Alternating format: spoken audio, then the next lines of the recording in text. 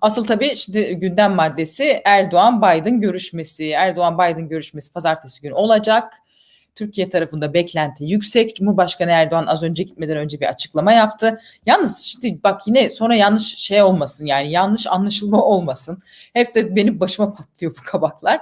Valla mesela Amerikan basını tarayın, çok fazla hani Erdoğan'la görüşülecek falan şeysi yok. Yani o konuda Amerika tarafında böyle bir heyecan yok. Çünkü asıl gözler Amerikan tarafında Putin Biden görüşmesi kilitlenmiş durumda. O da ayın 16'sında olacak. Asıl onu orada ne olacağı bekliyor. Amerikalılar buna şey olmuş durumdalar. Şimdi NATO zirvesinde bir araya gelecek Cumhurbaşkanı Erdoğan'la Biden. Fakat onun öncesinde G7 zirvesi vardı. Bu dünyanın en büyük 7 ekonomisi. Burada da şu konuda uzlaşmışlar.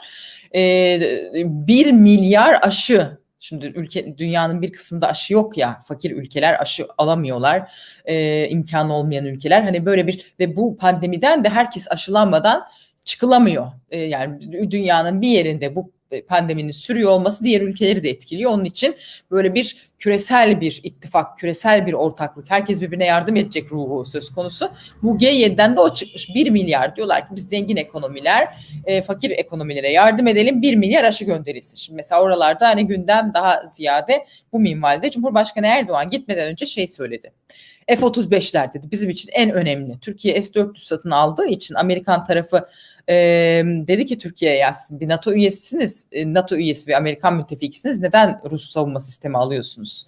Bir NATO üyesi olarak bunun alınmaması gerekir diye bir tavrı var Amerika Birleşik Devletleri'nin. Bu nedenle de Kalsa yaptırımları gündeme alındı. Türkiye F-35 programından çıkarıldı malum. Bizim için de en önemlisi bu F-35 programa, buraya geri dönmek. Biden'ı daha önceden de tanıyorum dedi Cumhurbaşkanı Erdoğan. Altını çizdi. Başkan yardımcısıydı. Daha önceden de tanıyorum dedi. Önümüze bakacağız. Amasız falan önümüze bakacağız. Yani Türkiye tarafı ilişkileri onarmak istiyor bir şekilde. Peki Amerikan tarafı acaba bu işe nasıl bakıyor? Şimdi Mutlu Çiviroğlu konuğum, kendisi Amerika Birleşik Devletleri'nde, Washington DC'de Voice of America'ya çalışıyor. Daha önce de konuğum oldu, belki hatırlıyorsunuzdur. Mutlu Çiviroğlu merhabalar. Merhabalar Necim Engin, iyi yayınlar diliyorum. Teşekkürler. Cumhurbaşkanı Erdoğan'ın son açıklamasını da gördün. Ne diyorsun? Türkiye tarafında böyle çok umutlar yüksek ama ne çıkar, ne bekleniyor? Aslında sen iyi özetledin buradaki havayı. Buradaki odak Başkan Biden'ın Putin'le yapacağı görüşme. Daha çok kamuoyu o konu üzerinde yoğunlaşmış durumda. Övenler, Biden'ı yerden yere vuranlar. Ama Türkiye konusuna geldiğimizde yani sizin oradaki heyecan, oradaki önem verme burada görmüyoruz. Yani tabii basında yer alıyor. Özellikle Türkiye uzmanlarının birkaç gündür yazdığı yazılar var. Biden'dan Erdoğan yönetiminin hak ettiği cevabı, tepkiyi görmesi gerektiğini belirtti. Yani Biden'ın daha önce verdiği sözleri yerine getirmek isteyen birçok yazı çıkmakta. Yani genel olarak buradaki gündem biraz bu şekilde. Sizdeki gibi değil. Belki ilerleyen dakikalarda konuşacağız ama yani buradaki yani daha çok gündemimiz, buradaki gündem Biden'la Putin arasındaki görüşme. Ama Türkiye görüşmesinde basında yer alıyor. Türkiye'nin müttefik olduğu, işte iki liderin ilk kez görüşeceği dillendiriliyor. Bunlar da tabii görüyoruz. Peki şey mi? Mesela Amerika'da bir hani Türkiye ile ilişkileri düzeltelim diyenler var, bir de düzeltmeyelim diyenler mi var? Nasıl bu iş? Aslında Amerika'da herkes Türkiye ile ilişkileri istiyor. Yani Türkiye'nin önemini herkes vurguluyor. Ama Türkiye derken Türkiye devletini kastediyor. Mevcut hükümeti demiyor. Türkiye'yi, yani ülke olarak Türkiye'yi herkes ilişkiler istiyor. Ama son yıllarda yaşanan sorunlar bunun bir yani istemden öteye geçmesine izin vermiyor. Çünkü ciddi sorunlar var ülke arasında. Ama tekrar olarak kamuoyuna, düşünce kuruluşlarına baktığımızda, Türkiye uzmanlarına baktığımızda yazılan yazıların çoğu Biden'dan mevcut Türkiye hükümetine karşı sert önlemler alması, sert adımlar atması gerektiği, Türkiye'nin içinde bulunduğu insan hakları durumu, insan hakları, düşünce özgürlüğü gibi durumun mutlaka gündeme getirilmesi gerektiği. Mutlu, daha önce... sana şunu söyleyeyim. Bunu bak Türkiye'de ciddiye almıyorlar. Türkiye tarafında şöyle bakılıyor. Ben hem insanların yazdıklarına bakıyorum. Şimdi bak bize şeyler de geliyor mesela. Yorumlar da geliyor. Ya diyorlar ki ya Amerika böyle insan hakları der de kardeşim bunlar günün sonunda işine bakar. Yani ne Suudi Arabistan'da çok mu insan hakkı var? Bak Suudi Arabistan'la beraber çalışıyorlar. Hani hükümette de böyle bir bakış açısı var. Hükümet de öyle düşünüyor. Hükümet de diyor ki ya bunlar insan hakları der. Biz başka şey veririz Amerika'ya. Mesela işte bu Afganistan'da. Şimdi Amerikan askerleri çıkıyor. Biz Türk askerini göndeririz onun yerine. Hani böyle bir deal yaparız. Bunlar da bunu kabul eder. Bu demokrasi şeyleri nasıl olsa bunlar bunu öyle laf olsun diye söylüyor diye bir bakış açısı var. Öyle mi? Sen bildiğim için şunu hatırlatayım sana ve sevgili izleyicilerine. Amerika 4 yıllık Trump yönetiminden sonra Biden'la yeni bir sayfa açmaya çalışıyor. Biden'ın vermek istediği mesaj da Amerika insan hakları ve demokrasiyle var. Amerika kendi müttefikleriyle var. Yani birebir Trump'ın 4 yıllık başkanlığına zıt bir başkanlık profili mesajları içeriyor. O nedenle de Biden yönetiminin insan hakları ve demokrasileşme konusunda ciddi olduğu izlenimi var. Buradaki gazeteciler arasında, buradaki kamuoyu arasında ve bu nedenle de yeri geldiğinde Türkiye gibi hükümetlerden Türkiye'deki hükümetlere, Türkiye yöneten yöneticilere daha sert cevap verilmesi gerektiği vurgusu yapılıyor.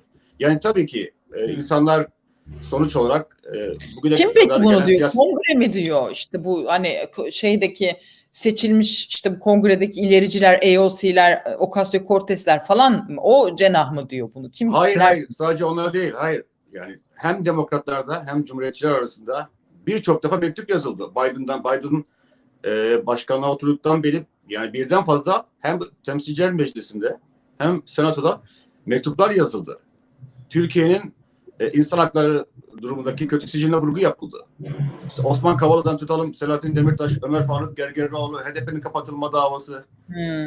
Birçok defa bunlar yani hem Biden'ın müttefikleri, Biden'a yakın senatörler tarafı dahil hem de Cumhuriyetçiler tarafından da. Yani bu yeni de değil. Trump döneminde de vardı. Yani buradaki Türkiye tepki çok fazla.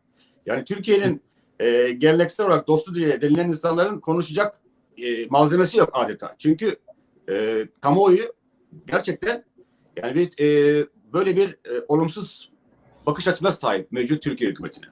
Biden'ı şunu unutmayalım. Yani Biden'la Trump'ın farkı şu. Biden siyaset içinden gelen kurt bir siyasetçi. 40 yıla yakın senatörlük yapmış. Dış İlişkiler Komisyonu Başkanlığı yapmış. 8 sene başkan yardımcılığı yapmış. Biden kendisini özellikle insan hakları ve demokrasi konusunda mühür bırakıcı bir başkan olarak bırakmak istiyor Amerikan tarihine. Yani biraz onun öyle bir vizyonu var. O nedenle de ağırlığım, kendi siyasi ağırlığım diyor Rusya ve Çin'de olacak. Yani bunu belki daha ilerleyen dakikada konuşabiliriz. Rusya ve Çin nasıl bir devlet Rusya ve Çin? Otokrasinin olduğu demir yumrukla yönetilen ülkeler. Ve birçok uzman Türkiye'yi de bu kategoride değerlendiriyor. Yani o yüzden eğer Biden bu kendisinin ilk dış görüşmesi, ilk seyahati G7 ile görüştü. Zaten dediğim gibi amaç burada Amerika dostlarıyla var. Amerika müttefikleriyle var. Amerika tabii küresel dünyanın büyük ağabeyi ama tek başına değil. Ulusal siyasetten dönüş, Trump'ın dediği ulusal siyaset. Biz global siyaset. Biden bu mesajları vermeye çalışıyor. Müttefikler çok önemli. Biz sizinle varız ama demokrasi ve insan hakları da bizim için vazgeçilmez. Çok önemli. Şimdi Suudi Arabistan vurgusu yapılıyor. Suudi Arabistan'ın sorunlar birçoğu önceki yönetimden miras kalan sorunlar. Biden yönetiminin değil ama Biden yönetimi yine de tepki yani dar çerçevede olsa tepkisini de koydu. Şimdi Türkiye konusuna geldiğimizde Türkiye'de de aynı durum. Başkan Biden'ın kameraların karşısında Erdoğan'a eleştirileri biliniyor. İşte, muhalefetin güçlendirilmesi gerektiğini söylemişti.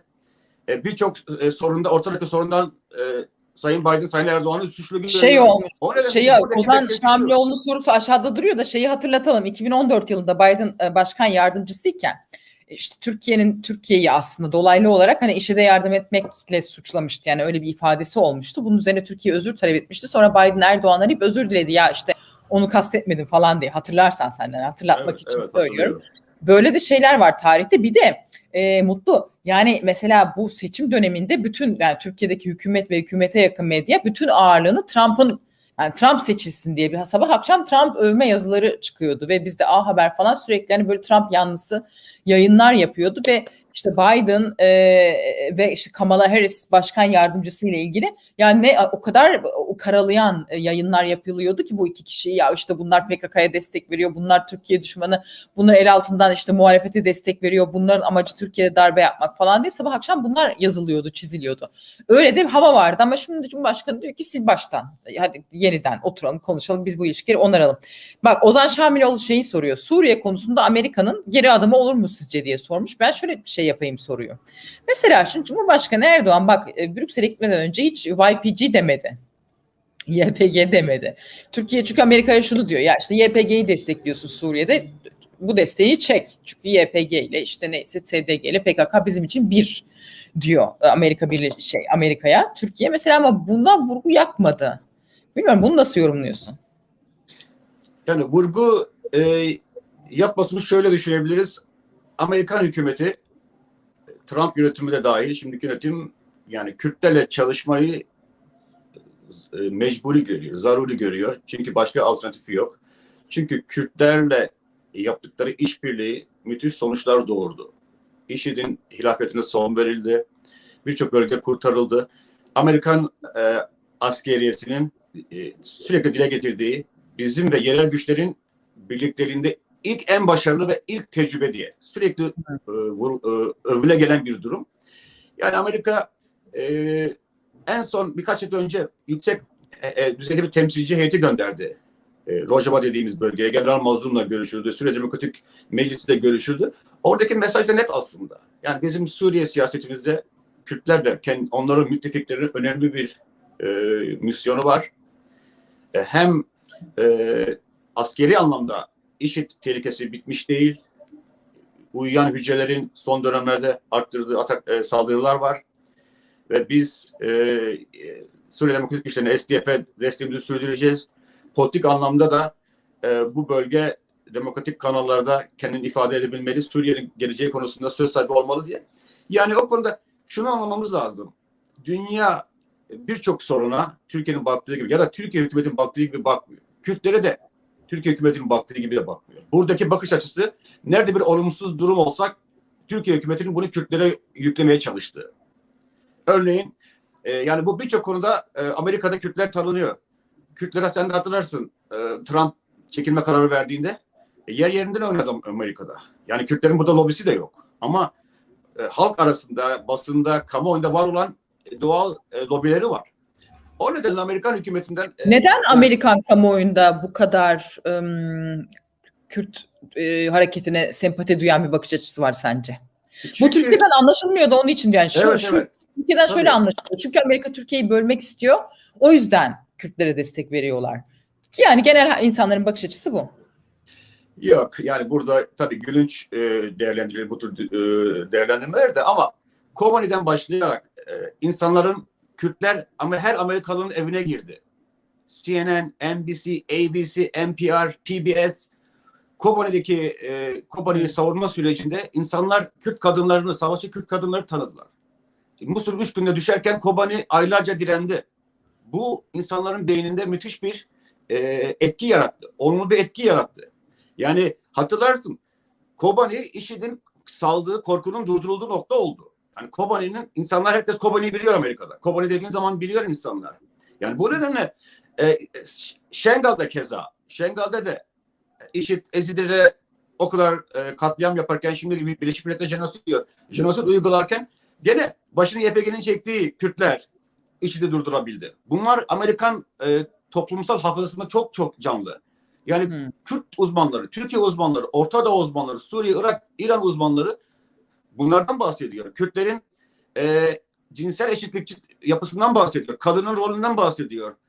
Kürtler eline güç geçtiğinde Araplarla, Asuri Süryanlerle, dinsel olarak Ezidilerle, Alevilerle güç paylaşımı yaptı. Bunlar görülüyor burada. Yani Kürtlerin bölgesel devlet olarak güç müttefiki de yok. Ama ona rağmen Amerikan hükümeti mecbur bırakan Kobani'ye bundan dolayı hatırlarsın John Kerry'nin açıklaması vardı. Kobani'nin hiçbir önemi yok diye. Hiçbir strateji önemi yok diye başlangıçta. Ama Obama yönetimi bu baskıyla, alttan gelen bu baskıyla mecbur bırakıldı Kobani'ye destek olması için ve bu yani o projeye sunan, destek sunan Pentagon'u çok güçlendirdi. Çünkü sonuç alındı. O nedenle Sayın Erdoğan istediği kadar desin YPG, SDG şöyle, buradaki bakış açısı o değil. Buradaki bakış açısı bilakis Türkiye'nin neden Kürtleri düşman olarak gördüğü, Türkiye'nin kendi içinde Kürt nüfusu olduğu ve bu Kürt nüfusunun Suriye'deki Kürt nüfusuyla akraba olduğu, Türkiye'nin bu insanları tehlike olarak görmek yerine bunlarla ilişki kurması gerektiği. Yani çok ilginçtir. Söyleniyor. Şimdi şeyi söyleyeyim, Mutlu, tabii çok tepki gösterenler var yorumlarda da, şeyi anlatıyor Mutlu Bey arkadaşlar, yani Amerika'da böyle bakılıyor. Hani sonuçta burada benim görüşüm veya Mutlu Bey'in kendi görüşü haricinde böyle bakılıyor diyor Amerika'da, yani kendi durduğu yerden. Nasıl bakıldığını anlatmak için söylüyor. Evet, aynen öyle. Değil de böyle bakılıyor. Yani hani ortaya böyle gerçekçi olarak herkesin, her iki tarafında perspektifini koyarsak belki ne oluyor ne bitiyor anlamak daha kolay olur aslında. Hani bunu şu açıdan söylüyorum. Yani karşılık bulmuyor. Kürtler konusundaki tepkiler karşılık bulmuyor burada. Sebebi de bu bahsettiğim durum. Burada 4-5 yıldan beri Kürtlere bir çok pozitif bakış açısı var. Bunu anlatmaya çalışıyorum. Benim kişisel görüşlerim değil tabii ki. Ben buradaki, senin soruna cevap olarak buradaki havayı yansıtmaya çalışıyorum. Ve bunu think tanklerin raporlarında, basına çıkan, demokrat olsun, cumhuriyetçi olsun, bağımsız olsun, insanların, uzmanların görüşlerinde bunlar yüzlerce ispatı da mevcut bunların, yani insanların nasıl bahsettiği. Peki bu Afganistan önerisi, Türkiye'de buna çok önem veriliyor. Türkiye'nin işte bu Afganistan'daki Hamid Karzai Havalimanı'na TSK idare etsin demesi. Taliban'dan buna tepki geldi. Yalnız onu da altını çizmek lazım. İran kaynakları şunu söylüyorlar. Taliban'dan gelen bu tepkiyi biraz İsmail Kani'de aramak lazım. İsmail Kani kim? İran Devrim Muhafızları Kudüs Gücü'nün komutanı, hatırlayacaksınız, Kasım Süleymani öldürüldü ya. Şimdi bütün dünyanın bildiği bir isim. Yerine İsmail Kani geldi. İsmail Kani Kudüs Gücü'nün komutanı olmadan önce yardımcısıydı. Kudüs Gücü komutanı yardımcısıydı ve Afganistan'dan sorumluydu. Dolayısıyla Taliban'la da bir diyaloğu olan bir kişi. Onun için biraz da hani Taliban'dan gelen bu hayır istemeyiz Türkiye çıkışını hani İran Devrim Muhafızları Kudüs Gücü'yle o bağlantıda aramak lazım diye ondan not düşeyim. Bu Amerika için ne ifade eder Kabil Havaalanı teklifi Türkiye'nin? Biden yönetiminin Afganistan'ın çekilmesinin bir sebebi de diplomatik askeri gücünü Çin'e ve Rusya'ya yoğunlaşması. Özellikle Çin'e. Bu bağlamda Türkiye gibi bir ülkenin, NATO müttefiki bir ülkenin ve çoğunluğu Müslüman olan bir ülkenin böyle bir rola üstlenmesi buradan cazip gelebilir buradaki yönetime. Zaten daha önce de konferans düzenlenecekti. Taliban çekilmesiyle, boykot etmesi İstanbul'da yani olacaktı. Türkiye son dönemlerde birçok hamle içerisinde. Kendisini yeni yönetime yakınlaştırmak, işte hoş göstermek anlamında bozulan ilişkileri, demin saydığımız Kürtlerin en büyük sebeplerinden bir tanesi Kürtler olan, daha bir sebebi de S-400 olan sorunlardan dolayı var olan ilişkileri yumuşatmak için çeşitli yöntemler deniyor. Bir tanesi Afganistan. Örneğin Ukrayna ile ilişkiler bağlamında sunuyor. Suriye'de mülteciler üzerinden, yani Türkiye'nin hamleleri var. Afganistan'a bu bağlamda düşünmek lazım. Ve yani burada karşılık bulabilir. Çünkü sonuçta daha az masrafla oradaki sorunu halletmiş olacaksın. Kabul havaalanı çekilmeden sonra, Amerika ve NATO güçlerinin çekilmesinden sonra tek noktası olacak o güçlerin ülkeye girmesi için. Ve Türkiye'nin Müslüman olan rolü bir nebze daha olumlu bir rol oynayabilir. Her ne kadar Taliban böyle bir mesaj veriyor olsa da, ama buradan bakıldığında bunun bir olumlu bir yöntem olabileceği söyleniyor. Yani bu yaptığımız yorum Türkiye hükümetinin lehine. Biz buradaki havayı yansıtıyoruz. Burada tamamen izleyicilerin anlamasını rica ediyoruz. Yani olay, buradaki görüş açısı bu. Evet. Ya biraz işte Türk kamuoyu çok hassaslaştı Mutlu Çiviroğlu son dönemlerde yani. Peki yine Ozan Şamiloğlu'nun bir sorusu var. Güzel bir soru. Diyor ki son birkaç yıldır Amerika ile aynı safta buluştuğumuz konu var mı? Hani Türkiye hep diyor ya, bu ilişkileri kompartmantalize edelim diyorlardı. Yani işte anlaşabildiğimiz konularda beraber bir şeyler yapalım. Anlaşamadığımız konularda işte anlaşmaya çalışalım ama bir konuda anlaşamadık diye bütün ilişkileri topyekün rafa kaldırmayalım. Var mı anlaşabildiği? Mesela Libya olabilir mi bir başlık? Yani Şamil Bey'in sorusu güzel. Hükümet o kadar anlaşılmayan soru çok olduğu için biraz ortak nokta yaratmaya çalışıyor. Yani Libya bir tanesi, potansiyel olarak Libya bir tanesi olabilir. Ama Suriye'deki mülteciler konusu olabilir. Elçi, büyükelçi geçen haftalarda oradaydı. İşte var olan tek sınır kapısı Türkiye üzerinden. Baba Lava sınır kapısı. Her ne kadar Amerika daha diğer kapıların açılmasında çalışıyor, şu anda diplomatik olarak çalışsa da o bir yöntem. Afganistan öyle bir durum. Ama gerçekçi olarak bakıldığında fazla da konu yok. Yani NATO örneğin, demin başlangıçta dedik ki Biden NATO'nun önüne vurgu yapacak. Türkiye'nin NATO'daki rolü de burada çok rahatsızlık yaratmış durumda. Yani NATO'nun ruhuna hareket etmediği, en son Belarus'a karşı sert yaptırımları engellediği burada sıkça yazıldı, açıkça yazılıyor. Yani Türkiye'nin Rusya ile ilişkileri yani bu sıkça dile getiriliyor. Örneğin zaten S-400'de belki değineceğiz daha geniş olarak. Yani bu sorunlar duruyor. Burada olay biraz, buradaki beklenti Türkiye'nin bazı şeyleri değiştirmesi gerektiği. Zaten bu S-400 konusunda toparlayacağım yavaş yavaş. S-400 konusunda Amerika nasıl bir çözüme heder? Amerika'nın şu ana kadarki durum, Türkiye ben haklıyım diyor. Amerika kesinlikle haksızsın diyor. Yani ara yok. Son dönemlerde şöyle bir formül söyleniyor. Bunları depoya koyup kilitle, ortak bir mekanizmayla bunu kontrol altına alalım. Böyle bir ara mekanizma var. Çünkü Biden'ın fazla manevra alanı yok. Çünkü kongrenin kararı var. Amerikan yasalarına göre bir ceza uygulanması gerekiyor. Ve Amerikan hükümeti bunu en son Dışişleri Bakan Yardımcısının ağzıyla da tekrarladı. Bunun ara yolu yok. Kesinlikle bu sistem çalışmayacak. Aktif hale getirilmeyecek. Türkiye sanırım son dönemlerde Rus uzmanları göndermiş, teknisyenleri falan biraz çakmış. Ama şunu söyleyebilirim. Burada bunlar karşılık görmüyor. Belki Biden çok sert şekilde Erdoğan'ı sıkıştırmayacak bu sefer. Belki yani ama basın onu yap diyor. Ekonomik olarak çok zor durumda. Seninle görüşmesini iç politika malzemesi olarak kullanmasına izin verme gibi çağrılar çok. Ama S-400 konusunda yani o mesele biraz siyah ve beyaz. Aradaki tonlar da Amerikan açısından siyaha yakın tonlar. Yani her halükarda çalışmaması lazım, aktif hale getirilmemesi lazım. Bunun başka yolu yok.